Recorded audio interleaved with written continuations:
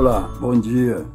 Bom dia. O tempo é sempre curto, né? Porque não pode ser muito comprido, porque vocês vão cansar de mim. E eu sou o Zé Roberto, um alcoólatra, fui um bêbado, fui um drogado.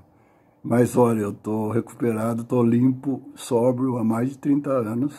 Já passei por coisas bem difíceis na minha vida e não me ocorreu beber nem usar droga, que era sempre o melhor recurso do mundo, né, para mim.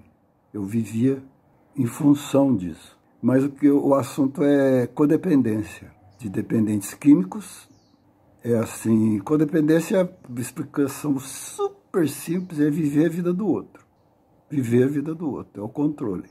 E a codependência afetiva, só para dar um exemplo da codependência afetiva, o meu filho, quando era adolescente, ele não precisava saber quando que ele tinha prova. Eu sabia por ele. Ele não precisava saber o horário de estudar.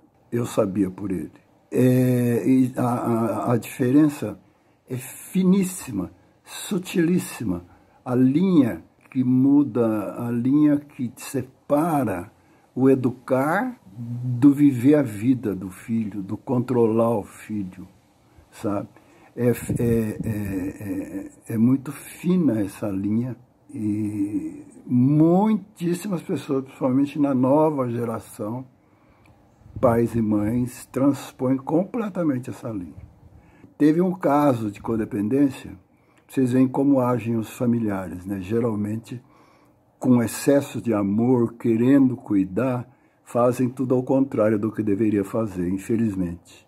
E é o que eu tenho falado quando me ligam e me perguntam. Então, tem um caso que me ligou, tem um psicólogo no Rio que ele manda falar comigo muitas vezes, principalmente casos de assim, sabe, de codependentes, pessoas que estão completamente desorientadas, frustradas, sem saber o que fazer. Ele faz a terapia, mas pede para virem conversar comigo também, muitas vêm. Ela simplesmente, um caso estranhíssimo, todos eles são, né? O filho tinha mais de 35 anos, quer dizer, já um cara formadíssimo, né? Deixou de ser o filhinho. Ela pagava passagem de avião, ele morava em Belo Horizonte, pagava passagem de avião para ele, de Belo Horizonte a Campinas, todo fim de semana. Ele vinha todo fim de semana e infernizava a vida dela o fim de semana inteiro. Ele usava droga, álcool. Tinha uma história do emprego mal contada lá em Belo Horizonte, mas o que se resume é que ela praticamente sustentava ele em tudo. E ia buscar no aeroporto também, porque ele ficava muito bravo quando ela não ia buscar ele no aeroporto. Teve situações, inclusive, da polícia aparecer lá, dele ter aprontado, começar a quebrar tudo, vizinhos chamarem a polícia, e ele disfarçou completamente. Ele recebeu a polícia como um gentleman, como um cavalheiro. E ela se desesperava com isso, sabe? Porque ela não conseguia, ela queria contar para a polícia o que ele tinha feito. Isso aí até ela tentou. Já tinha conversado comigo, e eu estava falando essas coisas, sabe? Que quem tinha que chamar a polícia era ela. Bom, essa era uma história, sabe? Uma história. Teve sequências, eu não sei se ela conseguiu. Porque uma primeira pergunta que eu fiz, a senhora consegue parar de pagar a passagem de avião para ele? Foi uma coisa duríssima. O familiar não deixa o cara cair. Cair. E aí um outro também foi desse psicólogo. Uma mãe, ela frequentava uma igreja do lado dela, uma igreja muito boa, era evangélica, dessas tradicionais, sérias. Porque tem algumas que, pelo amor de Deus, né, não são tudo menos sérias. E tradicional, aliás, o prédio era muito bonito, tinha de tudo lá, grupos de mães, grupos de adultos, ela tinha de tudo lá ao dispor. E o filho dela morava com ela num quarto, usava droga num quarto o dia inteiro, usava de tudo e bebia também. E tudo se baseava, toda a história dele, a história dela se baseava em que ele passou no vestibular para engenharia, mas isso já fazia mais ou menos, naquela época, uns 9 anos. Ele tinha frequentado 2 anos, aos trancos e barrancos.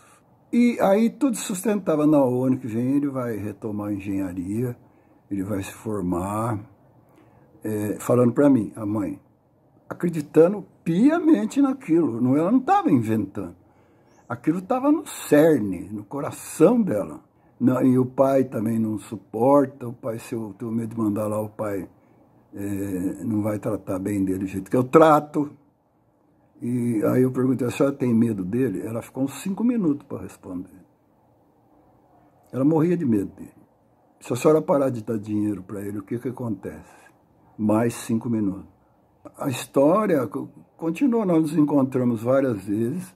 Essa se encheu se convenceu, se encheu de coragem, viu que a vida dela tinha que ser vivida por ela. E a vida dele tinha que ser vivida por ele. Começaram a caminhar melhor, eu não lembro do final, ele acabou indo morar com o pai, parece. Finalmente, uma irmã, para fechar, me ligou, falando bem assim para mim, ah, meu senhor, me deram o seu telefone, tô falando, mas eu estou meio desanimada já, porque o senhor, olha, ele não quer morar comigo, eu alugo uma casa para ele e pago o aluguel. Eu tenho empregada que faz comida, lava a roupa dele, tem tudo lá na casa. Ele mesmo assim ele enche de prostituta, de pornografia, de droga, de álcool. E eu já estou desanimada, porque o senhor vê, eu faço tudo para ele e mesmo assim ele não quer ajuda. Eu falei para ela, ah, minha senhora, desse jeito nem eu ia querer ajuda. Para você ver como é que é a situação. Um abraço, amo vocês, viu?